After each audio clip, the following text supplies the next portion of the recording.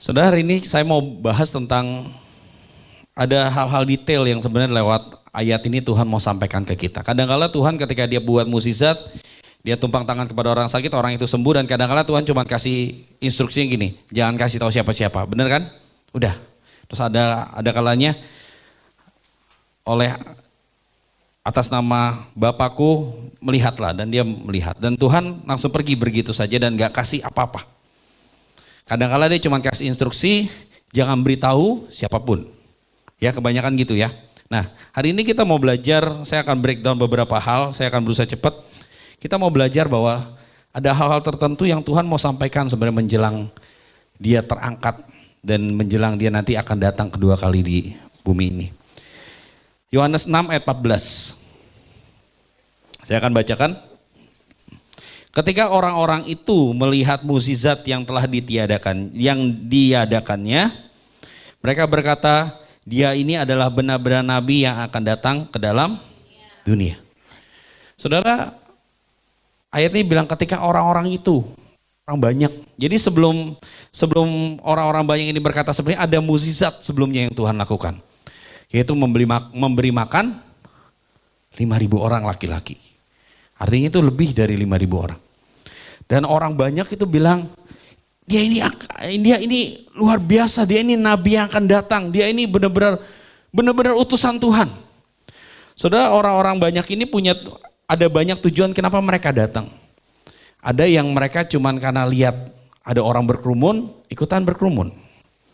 Satu contoh misalnya kalau kita lihat kecelakaan, banyak ya yang ngumpul ya. Padahal jatuh dari motor, wah langsung banyak, ada apa. Kadang-kadang motor kita pinggirin, kita berhenti, apa tuh. Orang-orang jadi banyak. Jadi orang-orang banyak ini ada beberapa tipe. Yang pertama orang-orang kepo, orang-orang yang pengen tahu.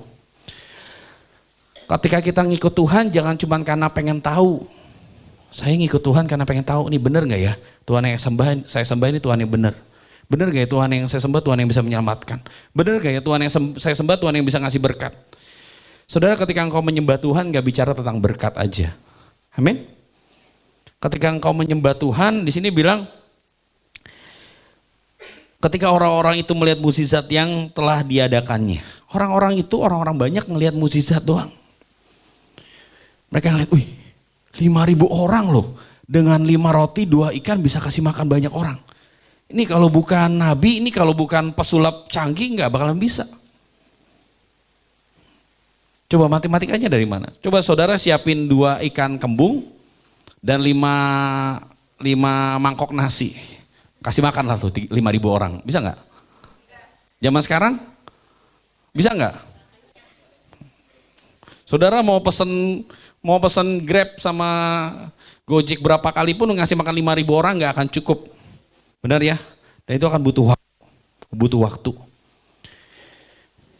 Tapi Tuhan itu menebus semuanya, bahkan ada orang-orang banyak yang bilang, ini mukjizat loh. Saudara, saya mau bilang, mukjizat ada dan Tuhan kasih. Tapi itu bukan salah satu bagian kita harus ngikut Tuhan. Tuhan kadang-kadang bangun pagi, Tuhan berkati saya, jaga saya, berikan saya kesehatan, berikan saya uang hari ini, berikan saya dari pagi sampai malam keamanan, jaga lindungi saya, biar hari ini ada dompet saya yang menebal, menebalnya dengan kertas atau dengan uang atau menebal, segala macam lah. Tapi kadang-kadang kita lupa esensinya. Tuhan itu nggak berikan mukjizat dan keajaiban aja. Amin. Ada orang yang bilang sign and wonders. Sign itu artinya apa? Yang tahu bahasa Inggris?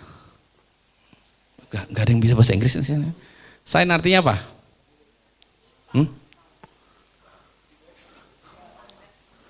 Sign, S-I-G-N, tanda. Ya. Sign and wonders, tanda-tanda. Wonders itu mukjizat atau keajaiban. Sign itu artinya apa sih? Tanda, misalnya tanda di pintu toilet misalnya. Ini tandanya apa? Toilet. Tandanya di situ gak mungkin kan saudara kencing di situ kan? Benar kan? Itu apa? Itu tanda. Berarti seberang sana lo ada toilet. Saudara jalan. Artinya apa? Tuhan cuma ngasih tanda. Tanda bukan berarti engkau, oh ya di situ tuh. Enggak. Ikuti sign-nya Tuhan. Ikuti tandanya Tuhan. Wonders, keajaiban. Lihat keajaiban itu, maka engkau bisa bersyukur. Dari engkau masih bisa hidup, bisa nafas, itu keajaiban. Mari lihat keajaiban dari hal-hal yang kecil, hal-hal yang sederhana. Kalau kita lihat, wah hebat ya dia bisa punya rumah ya. Hebat ya dia bisa jadi manajer, gua kapan? Wah hebat ya dia bisa punya mobil, gua kapan? Kalau saudara liatin begitu mulu, gak akan maju. Amin. Wonders dalam hidupmu itu adalah apa? Ketika hal-hal sepele aja, hal-hal kecil yang kau bisa bersyukur, maka Tuhan akan limpahkan hal besar. Itu bukan mengenai ketika engkau setia dalam perkara kecil, Tuhan akan berikan perkara yang besar. Itu bukan masalah pekerjaan aja loh, tapi itu ungkapan hati di mana engkau bisa bersyukur. Dari bersyukur dari perkara kecil aja, Tuhan akan percayakan perkara besar. Kalau saudara lihat orang-orang kaya, orang-orang terkemuka, orang-orang hebat zaman sekarang, yang mereka bisa bertahan di peringkat terkaya 10 dunia. Mereka mulai dari apa sih? Dari kecil. Bukan berarti dari orok langsung brojol bruk, kamu punya kekayaan 100 miliar. Enggak kan? Ada yang dulu awalnya dari tukang semir sepatu, ada dulu orang awalnya dari tukang loper koran.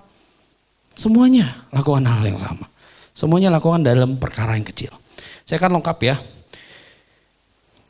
Di ayat ke-22. Pada keesokan harinya orang banyak yang masih tinggal, jadi mereka masih nungguin Yesus di seberang, melihat bahwa di situ tidak ada perahu selain daripada yang satu tadi, dan bahwa Yesus tidak turun naik ke perahu itu bersama-sama dengan murid-muridnya, dan bahwa murid-muridnya saja yang berangkat. Tapi sementara itu beberapa perahu lain datang dari Tiberias dekat ke tempat mereka makan roti sesudah Tuhan mengucap syukur atasnya. Ketika orang banyak melihat bahwa Yesus tidak ada di situ dan murid-muridnya juga tidak, mereka naik ke perahu itu lalu berangkat ke Kapernaum untuk mencari Yesus. Mereka berangkat ke Kapernaum. Jadi dari bukit tempat Yesus buat mukjizat ke Kapernaum itu letaknya sebenarnya lumayan jauh. Tapi mereka ngejar, pengen ngelihat Yesus, pengen ketemu Yesus. Kenapa? Karena pengen mukjizatnya. Ayat 25, ketika orang banyak menemukan Yesus di seberang laut itu, mereka berkata kepadanya, Rabi, bila mana engkau tiba di sini? Yesus jawab, aku berkata kepadamu, engkau menyembuhkan. Nah terus lengkap. Ayat 28, apakah lalu kata mereka kepadanya, apakah yang harus kami perbuat supaya kami mengerjakan pekerjaan yang dikehendaki Allah? Inilah pekerjaan yang dikehendaki Allah, yaitu hendaklah kamu percaya kepada Dia yang telah diutus Allah. Ayat 30 mereka tanya lagi, saudara, di ayat ini ada percakapan menarik antara orang-orang banyak itu dengan Yesus. Tapi yang pentingnya yang mau saya ambil adalah Yesus sudah jelaskan beberapa kali. Tapi mereka nggak ngerti-ngerti dan nggak nangkep-nangkep. Saudara, ada orang-orang yang dalam tanda kutip orang-orang yang bodoh. Dia sudah dicekokin firman Tuhan berkali-kali, dia sudah dinasehati berkali-kali, dia sudah ditegur berkali-kali, tapi karena kebebalan hatinya dia nggak berubah. Banyak ya kayak gitu? Banyak apa banyak? Di sini nggak ada, saya percaya nggak ada. Amin. Nah, ini padahal yang ngejelasin Yesus loh, tapi mereka tanya lagi, maksudnya apa Tuhan? Ini apa Tuhan? Sampai di akhir ayat 34 ya, Tuhan berikan kami roti itu senantiasa. Jawab Yesus, akulah roti hidup. Barang siapa datang kepadaku, ia tidak akan lapar lagi, dan barang siapa percaya kepadaku, ia tidak akan haus lagi. Ayat 41 lengkap, maka bersungut-sungutlah orang Yahudi tentang dia, karena ia telah mengatakan, akulah roti yang telah turun dari surga. Nah, poinnya dapat. Di ayat 41, orang-orang itu mulai bersungut-sungut. Sungut-sungut artinya apa? Orang-orang itu mulai marah. Orang-orang itu mulai ngedumel. Orang-orang itu mulai kesel. Mulai nyimpan kemarahan. Ayat berikutnya. Ayat 42. Bukankah ia ini Yesus, anak Yusuf, yang ibu bapaknya kita kenal? Bagaimana ia dapat berkata aku telah turun dari surga? Saudara, akhirnya orang-orang banyak bilang gini, itu kan Yesus, yang anaknya Yusuf itu loh, yang tukang kayu. Kok dia bisa bilang dia turun dari surga? Sebelumnya orang-orang banyak bilang, wah ini nabi, bisa buat mukjizat. Tapi di ayat 41 sampai seterusnya, mereka mulai kecewa sampai mereka ngungkit keluarganya Yesus. Saya bilang, bukankah ini anaknya Yusuf? Tangkap nggak?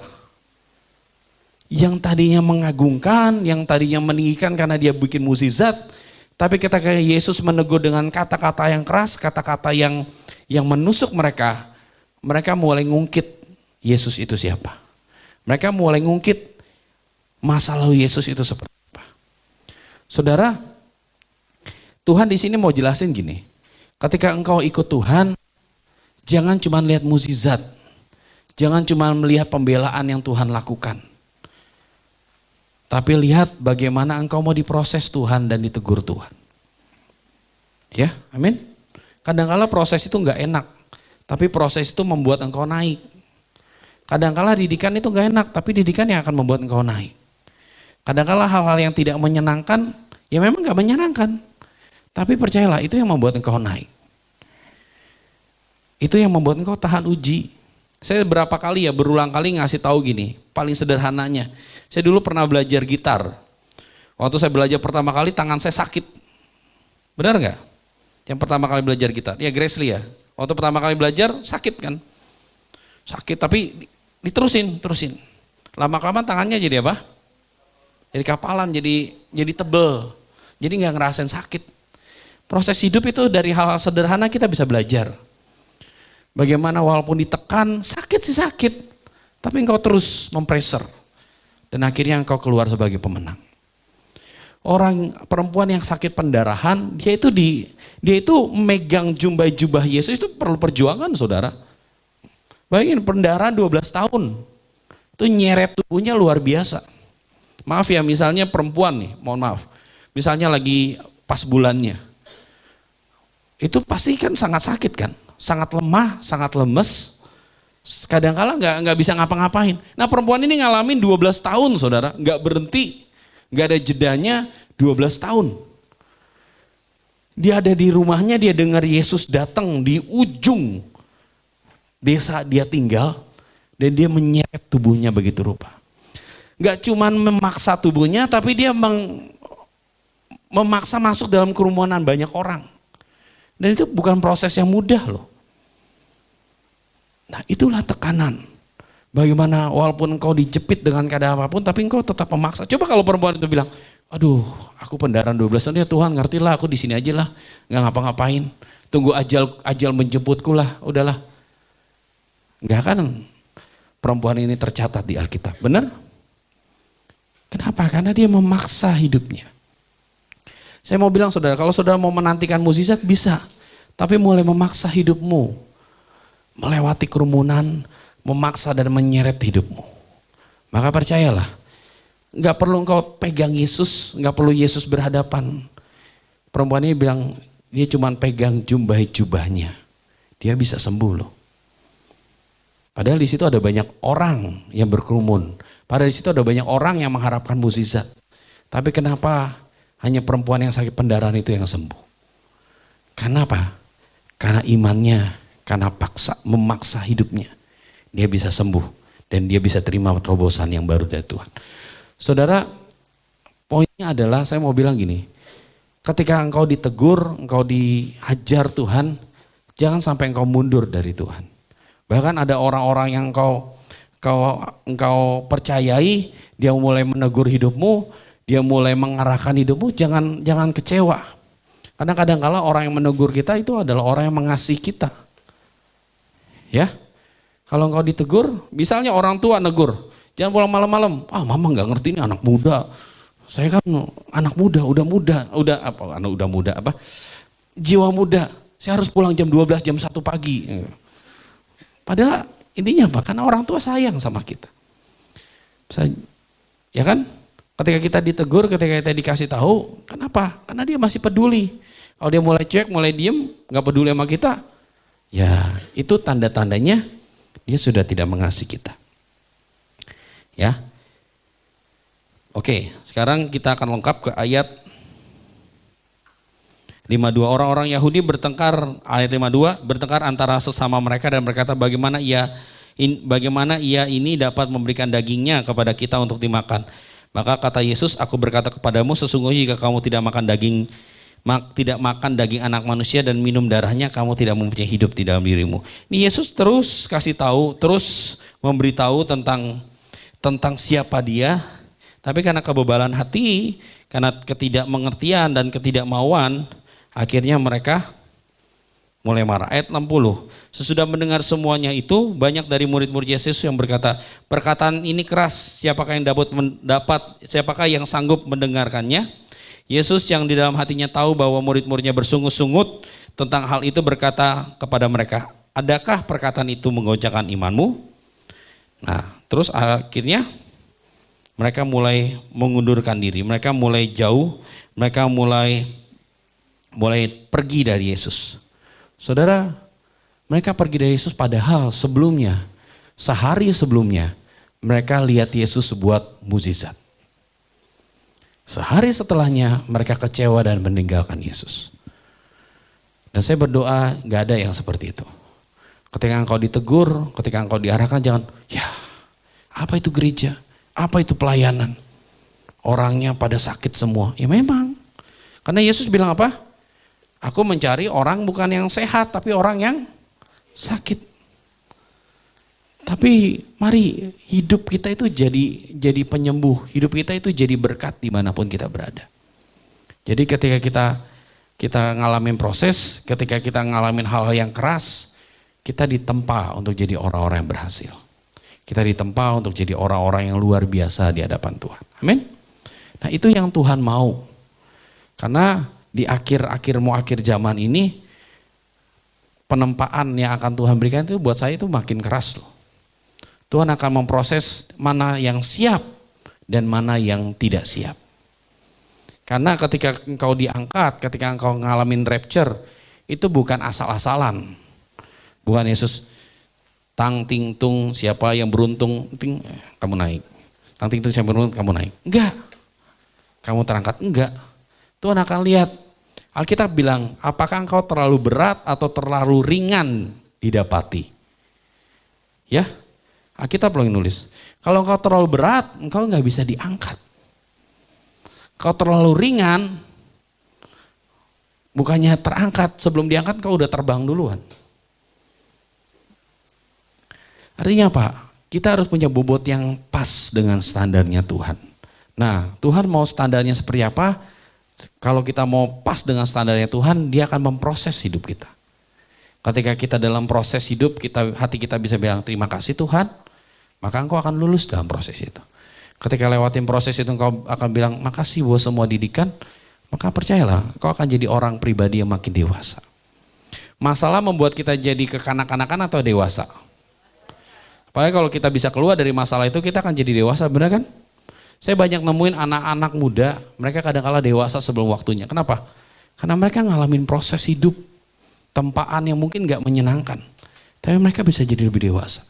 Kadang-kala orang yang usianya 60 tahun dengan orang yang 17 tahun, kadang-kala saya nemuin lebih dewasa orang yang 17 tahun. Banyak saya temuin kayak gitu. Pola pikirnya, cara pandangnya, cara berbicaranya, cara menghadapi hidupnya, lebih dewasaan dia. Padahal ini, wah saya lihat, ini masih anak remaja loh. Beda dengan orang umur 60 tahun, udah opa-opa. Tapi kerjanya marah mulu. Udah opa-opa kerjanya ngedumel mulu, bersungut-sungut mulu. Nah, dari situ kita lihat kenapa bisa seperti itu. Karena lewatin proses dan punya respon yang benar. Itu yang penting. Saudara jangan pernah remehkan hal-hal kecil dalam hidupmu. Amin. Karena begitu engkau meremehkan, maka maut atau hal-hal yang buruk. Saya mau kasih tahu satu cerita. Ini satu kisah nyata tahun 1900-an awal. Itu ada diciptakan kapal pesiar yang besar, yang paling canggih. Bahkan penciptanya bilang, bahkan Tuhan pun tidak mampu menenggelamkan kapal ini. Dengan sombongnya penciptanya itu bilang seperti itu. Akhirnya kapal ini diresmikan untuk pertama kalinya. Kapal ini pergi dari Amerika ke Inggris, ke Birmingham Inggris, dari San Francisco ke Birmingham Inggris kalau nggak salah. Kapal ini namanya Titanic. Waktu diciptakan ini adalah kapal yang dengan teknologi tercanggih, dengan sistem navigasi tercanggih lah, pokoknya nggak ada yang punya. Jadi dia bisa mendeteksi batu karang, dia bisa mendeteksi semua ikan hiu, bahkan bisa tahu. Satu waktu di tengah malam, teknisinya dengar di bawah kapal itu kan, di lambung kapal itu di paling bawah kan ada teknisi yang di situ. Dengar suara tik tik tik tik tik. Tapi dia nggak peduli, dia pikir wah nggak apa-apa lah, nggak ngecek dan nggak peduli. Dia pikir oh paling nggak ada suara bocor dari dapur, dia nggak ngecek. Selang berapa jam kemudian bunyinya itu makin kuat. Dan akhirnya ternyata itu sensor navigasinya yang ngalamin kebocoran. Bocorannya cuma kecil. Tapi harusnya ketika teknisinya tahu dia bisa nambel itu, bisa ngelem itu. Dan karena sistem navigasinya rusak dan ngalamin kebocoran, akhirnya ketika ada batu karang nggak tahu. Dan akhirnya nabrak. Dan kapal itu biasanya kalau tenggelam dia akan tenggelam begini atau dia akan begini. Tapi Titanic itu tenggelamnya begini dan patah. Tahu ya? Nggak pernah nonton ya? Ya. Artinya apa? Jangan pernah remehkan hal-hal sepele. Wah, nggak apa-apa lah. Oh, bikin sakit hati orang, oh nggak apa-apa lah. Nanti dia sembuh sendiri.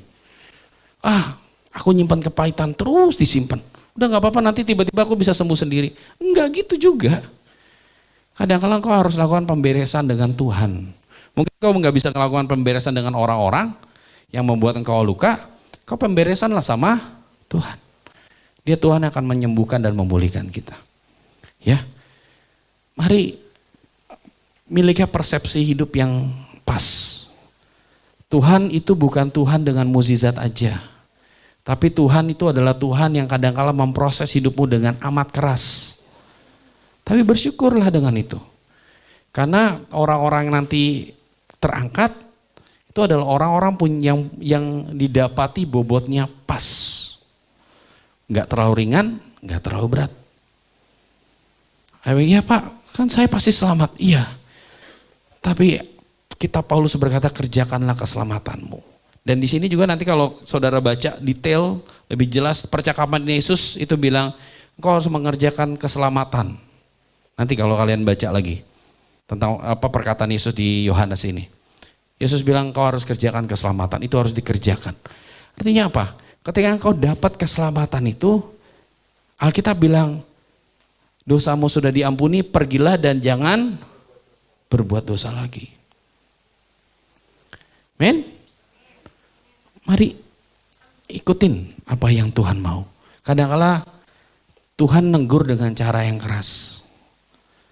Tapi itu baik. Karena tadi di awal saya bilang, orang yang kukasih ia kutegur, kudidik dan kuhajar. Orang-orang yang mengasihi saudara kadang-kala dia yang menegur saudara. Kalau engkau ditegur sama dia berarti berarti dia mengasihi saya. Saya ditegur Indra misalnya. Ada Indra? Ada. Oh berarti Indra mengasihi saya. Kalau dia sampai nyuekin saya, oh berarti dia udah gak mengasihi saya. Mari ubah mindset kita dengan seperti itu saudara. Kalau mindset kita salah, ketika kita ditegur kita akan sakit hati. Apa sih itu sosokan, negur-negur gue. Apa sih itu sosokan, ngasih tahu gue, kayak hidupnya bener aja. Mindset kita salah gak? Salah. Coba kalau dia tegur, lu jangan gitu lu tadi cara lu ngomong salah begitu. Oh mungkin dia memang nggak benar, tapi ketika mindset kita benar, oh iya dia masih sayang saya, dia masih peduli saya. Oh ternyata ada perkataan saya yang salah, makanya saya harus berubah. Saudara, yang tahu kelemahan kita itu udah orang-orang, benar ya. Saya pernah ngomong di grup Mike Tyson waktu pas zaman jaya-jayanya, dia punya pelatih. Pelatihnya itu bukan seorang petinju sebenarnya, tapi dia jadi pelatihnya Mike Tyson. Mungkin kalau Mike Tyson tonjok pelatihnya langsung jatuh nggak? Jatuh. Pelatihnya akan kalah nggak? Kalah, akan tumbang. Tapi kenapa dia bisa jadi pelatih? Kenapa? Karena pelatihnya itu yang tahu blind spotnya Mike Tyson, yang tahu titik-titik kelemahan Mike Tyson, yang tahu kamu lemahnya di mana. Dia yang tahu. Pukulan kamu terlalu panjang atau terlalu pendek, dia yang tahu. Nah, dalam hidup kita butuh orang-orang yang melihat titik-titik kelemahan kita. Supaya apa? Supaya kita bisa perbaiki itu. Kita mungkin punya kelemahan yang kita bisa sampaikan. Kita nggak bisa ditegur. Itu mungkin kelemahan kita. Ada nggak orang yang punya kelemahan nggak bisa ditegur? Ada. Ditegur dikit baper. Saya malah suka orang begitu. Saya akan tegur tiap hari. Disindir dikit baper. Saya malah suka. Saya akan sindir terus tiap hari. Supaya apa? Supaya bapernya hilang.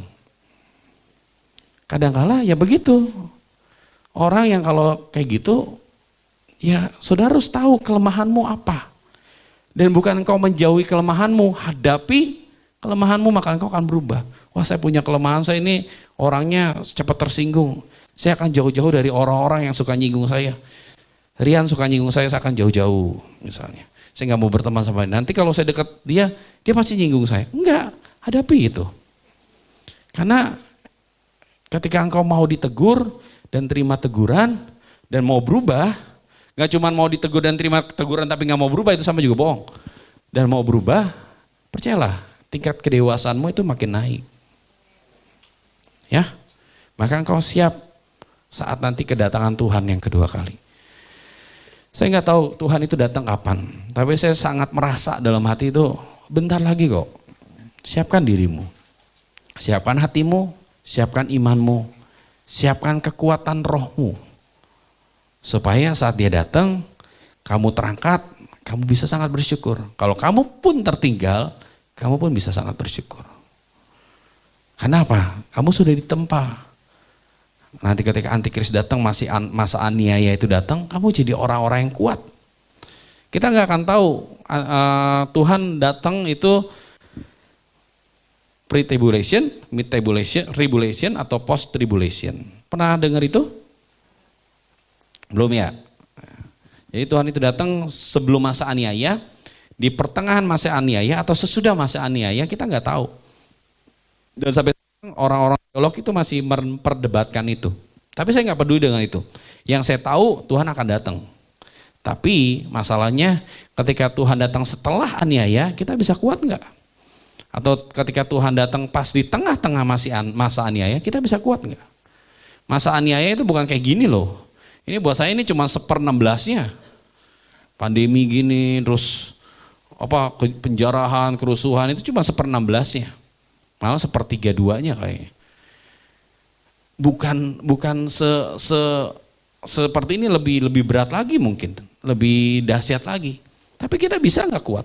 Maka dari itu sekarang-sekarangnya Tuhan lagi nguji kita. Tuhan lagi mendidik iman kita. Tuhan sedang melatih kita untuk kita siap dalam pertandingan itu. Sebuah pertandingan, ketika kita jadi atlet-atlet dalam sebuah pertandingan, kita butuh latihan nggak? Latihan kan? Pemain basket misalnya. Saya mau nanya dulu pemain basket ya, Michael ya. Kamu main basket asal main atau latihan dulu? Pemanasan nggak? Pemanasan. Atau enggak, misalnya bangun jam 7, pertandingan setengah 8, bangun tidur, langsung gosok gigi mandi, langsung main. Enggak begitu. Atau langsung di pertandingan besar, pertandingan antar kota Bekasi misalnya, pemain basket, langsung ditunjuk. Kamu, ayo main, ayo. Enggak gitu kan?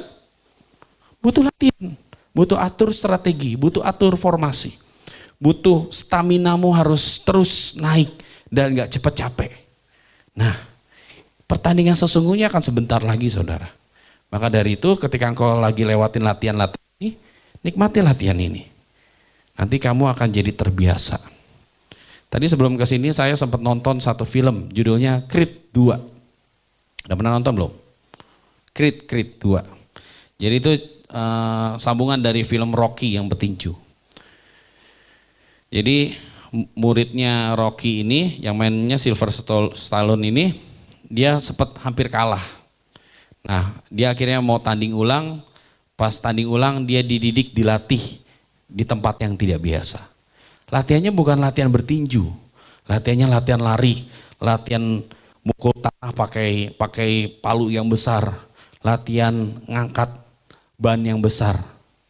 Dan dia bilang, kok latihannya seperti ini? Iya, ini cara latihan untuk jadi petinju yang besar, bukan berhadapan dengan petinju. Nah, dalam setiap hidup kita kadang-kala kita dihadapkan kepada latihan-latihan yang kadang-kala kita nggak pernah duga. Saya pengennya latihan seperti ini, padahal sebenarnya Tuhan sedang menyodorkan kepadamu latihan yang berbeda. Ikuti itu, ikuti alur Tuhan, ikuti maunya Tuhan. Amin. Ini mungkin pesan saya yang saya berharap, saya berdoa sungguh-sungguh supaya nanti ketika masa itu akan tiba, kalian akan ingat pesan saya ini. Oh iya, ternyata ini latihan. Atau ketika engkau sedang disodorkan masalah, sedang disodorkan pergumulan dan ujian dari Tuhan, engkau akan bilang, oh iya, ini latihan. Ya, jadi ketika engkau ada masalah, coba ingat, oh iya, ini latihan. Ada pergumulan masalah yang berat banget, oh iya, ini latihan. Kamu dihadapkan kepada yang sangat menyiksamu, kau akan bilang, oh iya, ini latihan. Kau akan dihadapkan kepada hal yang sangat menusuk hatimu, kau akan bilang, oh iya, ini latihan. Pertandingan sesungguhnya aku akan menang. Karena aku sudah dilatih, dan dilatih. Amin.